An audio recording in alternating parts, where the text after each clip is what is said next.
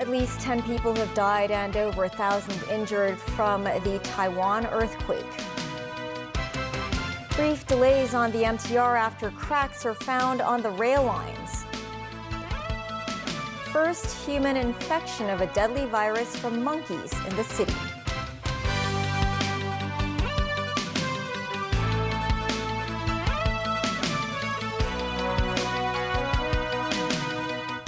Hello and welcome to TVB News. At least 10 people have died and more than 1,000 were injured from the magnitude 7.2 earthquake in Taiwan yesterday. Another 660 people remain trapped, while 38 are missing. Local authorities are still dealing with the aftermath of the quake, the epicenter of which was near Hualien City. Many victims of the tremors have been offered temporary shelter at refuge centers and hotels free of charge. Timothy Lee has our top story. The semi-collapsed Uranus building in disaster-hit Hualien City leaned at an even more dramatic angle compared with yesterday. Authorities have sought to stabilize the foundation in a bid to prevent a full collapse. Excavators were sent on site to clear the debris. The building could be demolished on Friday at the earliest, following an investigation by officials. TVB News has arrived from Hong Kong to report on location in Hualien, though authorities have cordoned off areas close to the leaning structure. Ms. Chen, a local resident who lived alone in the Uranus building for the past 5 years, said she escaped the collapse after leaving her residence for work yesterday morning. She hopes she can return to the building soon to retrieve her mother's remains, adding that she is still trembling from the ordeal. Ms. Chen was provided temporary shelter at a refuge center and will spend her 60th birthday there later this week.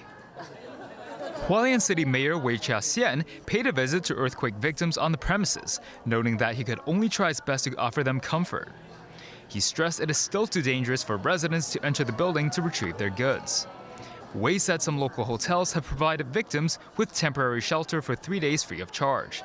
Timothy Lee, TVB News. More than 300 aftershocks have rattled Taiwan since the 7.2 magnitude earthquake on Wednesday. Taiwan's Central Weather Bureau said the aftershocks will continue for at least another few months or even half a year. And some shocking moments following the quake have come to light. Mimo Singhai reports. This car camera captured the moment on a highway in Hualien County in Taiwan. The massive 7.2 magnitude earthquake happened on Wednesday. Big boulders of rock rolled down from a nearby hill, crushing a vehicle. This was Taroko National Park after the earthquake. The hiking trails were covered by rocks. Trapped hikers struggled to find a way to leave the mountain. As buildings shook, some nurses tried to protect newborn babies. 3 nurses were trying to hold still the baby incubators to prevent the infants from getting injured. Taiwanese weather authorities forecast a series of aftershocks over the next few days. The magnitude of those aftershocks could be between 6.5 and 7. Up until Thursday morning, more than 300 aftershocks had taken place. A Taiwanese meteorologist said the public should not hike or camp over the coming days to avoid accidents. News 9, TVB News. Locally, MTR services were disrupted on the Chunwan line after cracks were found on the track near Tsim Sha Tsui Station. MTR staff have already conducted temporary reinforcement work and will replace the damaged portion of the track later tonight. The travel time for the Chunwan line was extended by 3 to 5 minutes today. The cracks were found at around 8 a.m. Trains traveling from Jordan to Tsim Sha Tsui Station had to slow down for safety reasons. Technicians conducted emergency repair work. Trains arrived at intervals of 2 to 10 minutes this morning. Lawmaker Gary Zhang, who previously worked as an MTR station manager, said it usually takes several hours to replace damaged tracks. He added that similar repair work is typically performed after train service has stopped at night. A man is in critical condition after being infected with a bee virus, which is a type of virus that typically affects macaques. It is the first recorded human case of the virus in Hong Kong. The incident occurred in late February when a 37-year-old man was infected by the virus after being attacked by wild monkeys at the Kam Shan Country Park. He suffered from fever and was in a delirious condition. An infectious disease specialist said residents bitten or scratched by monkeys should clean their wounds as soon as possible and seek medical help. The incubation period is typically 5 to 21 days. The fatality rate could reach as high as 80%. Infectious disease expert Dr. Joseph Ching reminded residents attacked by monkeys to wash their wounds with large amounts of clean water and disinfectants. 27 hikers were trapped by a hill fire that broke out near Llama Island. All were rescued and no one was injured. Smoke could be seen coming from the hilltop of Luk Chau on the east of Llama Island. Government flying service helicopters hovered above the blaze in a bid to put out the flames. Marine police and fire services personnel were also deployed to the scene. Some residents of Llama Island said Luk Chau is uninhabited, but noted visitors will sometimes travel there to visit their ancestors' graves during Qingming Festival. Authorities received reports of the fire and people trapped on the island at around noon. The 27 who were rescued were brought by fire services personnel to Yeungshuwan Ferry Pier before making their way back to Aberdeen. Today is Qingming Festival. As with tradition, many residents paid their respects to ancestors by visiting their tombs and making ritual offerings. Mimo Singai was at the Diamond Hill Cemetery. It was warm and rainy during the day, typical weather for Qingming Festival, also known as Tomb Sweeping Day. Many residents arrived at the Diamond Hill Cemetery early this morning to visit the graves of their deceased family members. According to festival tradition, individuals clean the grave sites of their ancestors and give offerings. This family brought food offerings such as roast pork and apples. This granny, meanwhile, bought joss papers and incense sticks, which is another common form of offering. While some said the offerings are more expensive than previously, this father thought otherwise. I bring some fruits and some vegetables, and we'll have some candles to visit my parents. I think it's same as before. Not much rice. I come here every year, and maybe also Chongyuan Festival. As a child, I didn't bring anything, but I think I buy some flowers is what I expected. The weather is getting hot and hotter each year. The Food and Environmental Hygiene Department reminded the public to be cautious when tossing paper offerings into joss paper burners to avoid accidents. On this public holiday, not everyone performed tomb sweeping in the city. Some traveled to the mainland. Tickets were sold out for most trains. This man said he travels back to Dongguan every year. It's a tradition we must follow, he said. News 9, TVB News. America's #2 ranked diplomat has suggested that the AUKUS submarine project between Australia, Britain, and the U.S. could help deter any Beijing move against Taipei. Kurt Campbell, the U.S. Deputy Secretary of State, made a rare linkage between Taiwan and AUKUS while talking to Washington's Center for a New American Security think tank. The project involves Australia acquiring nuclear-powered attack submarines as part of efforts to counter China's growing power in the Indo-Pacific region. But until Campbell's remarks, the three countries had been reluctant to publicly tie AUKUS to growing tensions over Taiwan. China has called the AUKUS pact dangerous and warned it could spur a regional arms race.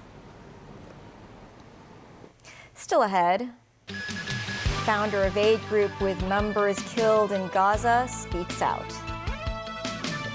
NATO celebrates 75th anniversary, vowing to continue to support Ukraine. Patients in the Hong Kong Children's Hospital get a special treat.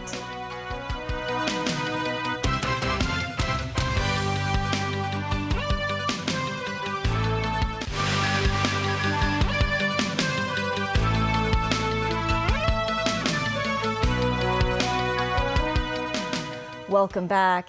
U.S. Treasury Secretary Janet Yellen is embarking on a 6-day visit to China, and her first stop is Guangzhou. One of the main issues is expected to surround China's overproduction of numerous goods. Nazvi Karim with more. China's electric vehicle or EV industry is accelerating at a remarkable pace, a pace that is alarming the United States and Treasury Secretary Janet Yellen, who accused China of flooding the market with heavily subsidized and cheap green energy products and EV cars, even though Chinese EVs are yet to be sold in the U.S. It is one of a number of issues Yellen will discuss with her Chinese counterpart when she arrives in Guangzhou on Thursday. It is her third visit to China as part of the two nations' vow to keep communication channels open. She leaves a day after President Xi Jinping spoke to U.S. President Joe Biden. The two leaders met in Bali in 2022 and had another summit in California in November. My trip to meet with my counterpart should be seen as a continuation of the dialogue that we've been engaged in and deepening ever since President Xi and Biden met in Bali. Yellen is expected to meet Vice Premier He Lifeng, Central Bank Governor Pan Gongsheng, former Vice Premier Liu He, and some leaders of U.S. businesses operating in China. The two countries are trying to strike a balance between competition and antagonism. Last week, Xi hosted a group of American CEOs in Beijing, encouraging them to invest in China. In August, Biden issued an executive order for a committee chaired by Yellen to closely monitor U.S. investment in China related to high-tech manufacturing. On Wednesday, Foreign Ministry spokesman Wang Wenbin said Beijing hopes the U.S. will work with China to handle any differences and promote the steady development of economic relations. He said China-U.S. economic relations are rooted in the common interests of the two countries, which are mutually beneficial and win-win in nature. Yellen said the U.S. has no intention of economic decoupling from China.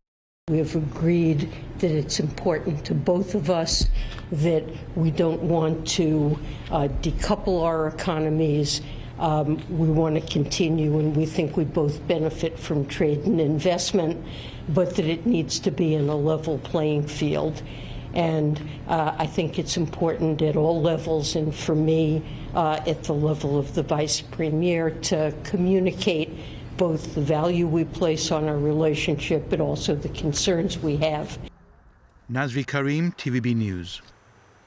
Meantime, the founder of World Central Kitchen says Israel deliberately targeted the aid convoy that killed 7 of its staff. I don't think we're an unfortunate mistake. It was really a direct attack on a clearly marked vehicles whose movements were known by everybody at the IDF. And I know Israelis. I have many friends that are Israelis and Jewish. I know Israelis there better than this war being waged. But defending your people is not killing everybody else around. I've been in Gaza myself. I met, and some of the people that died were my friends. And I served with them. Somi is the nicest angel you will ever meet. Is a woman that has been in so many places around the world, feeding people. This was a good soul. As the bodies of the foreign aid workers killed by Israel are repatriated, international condemnation continues. David Garrett reports. The 7 aid workers killed by an Israeli strike. They all worked for World Central Kitchen, which provided food for Palestinians facing famine. 6 were foreign workers plus a Palestinian driver. 3 Britons, a Polish man, a dual national of Canada and America, and an Australian woman. Zomi Frankham should have been safe.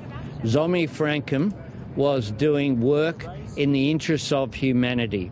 Selfless work as an Australian hero who all Australians can be proud of. What we know is that there have been too many innocent lives lost in Gaza. What we know is that the impact of this war is such that it shouldn't be the case that innocent Palestinians or people assisting them are made to pay the price for the actions of the terrorist group Hamas.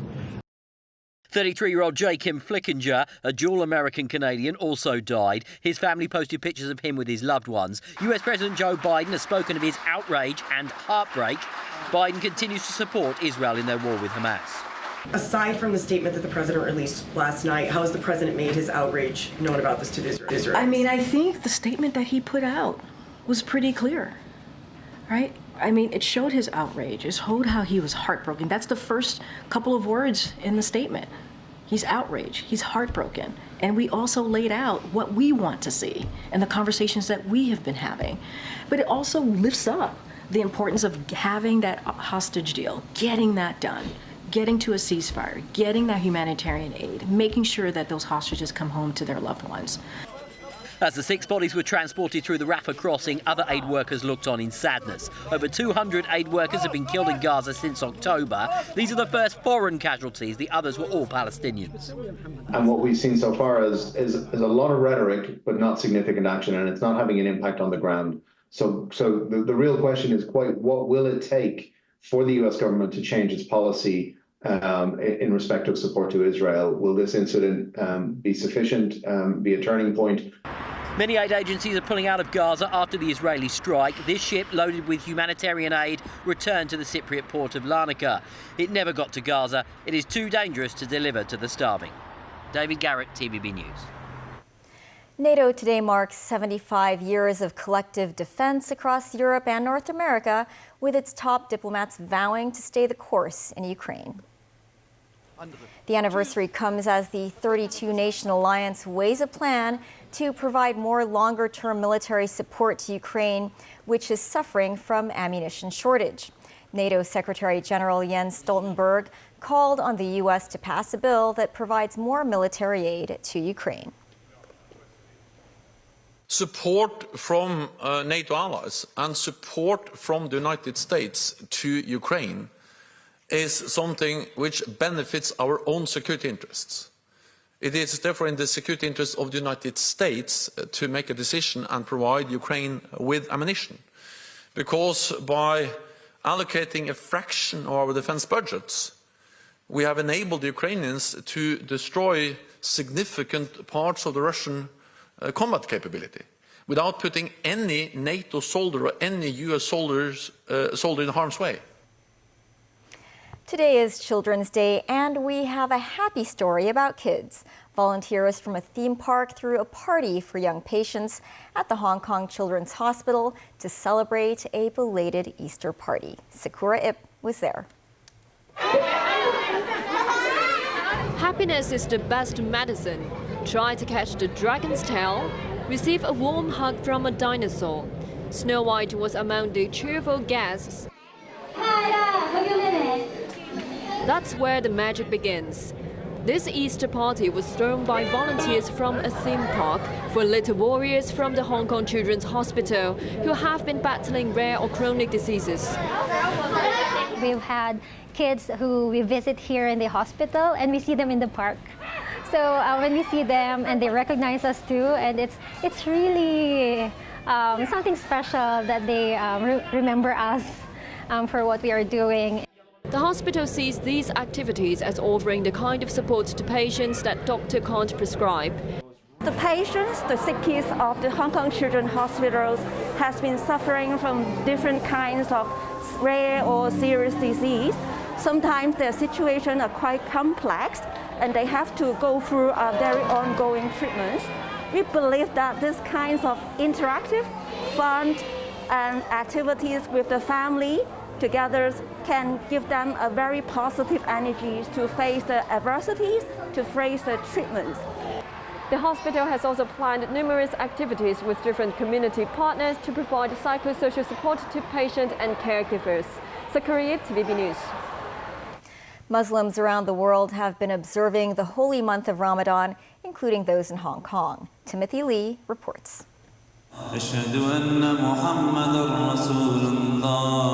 Reciting in Arabic, broadcasted through loudspeakers, it's a familiar sound calling some 300,000 Muslims across the city to prayer. This month also marks a special time for this religious community, as they are celebrating the Islamic holy month of Ramadan. It is a time when Muslims are required to abstain from both food and water from dawn to sunset. But even with such a substantial population, their beliefs remain relatively unknown for a large section of the community. Mufti Muhammad Arshad, the city's chief imam or prayer leader and imam of the Kowloon Mosque, explained the purpose of the month-long fast. Ramadan purpose is first to obey the God, that we should have the consciousness that God has forbidden to consume the food or to drink the water. We learn from the fasting discipline. The most important thing, fasting is giving us the sense that how hunger and the thirst is a difficult thing for those who have no food to eat. He also noted both Muslims and non-Muslims should actively learn from each other's culture to foster interreligious harmony. We have to come close to each other. It is our city. We should visit each other. The mosque is open for any person who is living in Hong Kong, and we also visit other places. Muslims breaking fast will be treated to an assortment of snacks during iftar meal at the Kowloon Mosque, including dates, samosas, as well as the spicy chicken congee. But most importantly, they're all free of charge. But it's not only the SAR's ethnic minority population that's fasting this month. Sadullah Satsing Hin, a representative of a local Chinese Muslim organization, pointed out Islam is a faith that has been a part of Chinese civilization for more than 1,000 years. Islam is thought to first arrive in China back in the 7th century. In fact, during the Tang Dynasty, Muslim merchants will travel to China through the Silk Road on land, also from sea. In the Ming Dynasty, we have a relatively famous Muslim known as Ching, who has been commissioned to carry out 7 expeditions to Indian Ocean, going as far as to East Africa. Sadullah emphasized Islamic organizations in Hong Kong should increase cooperation to better present their beliefs to the broader society.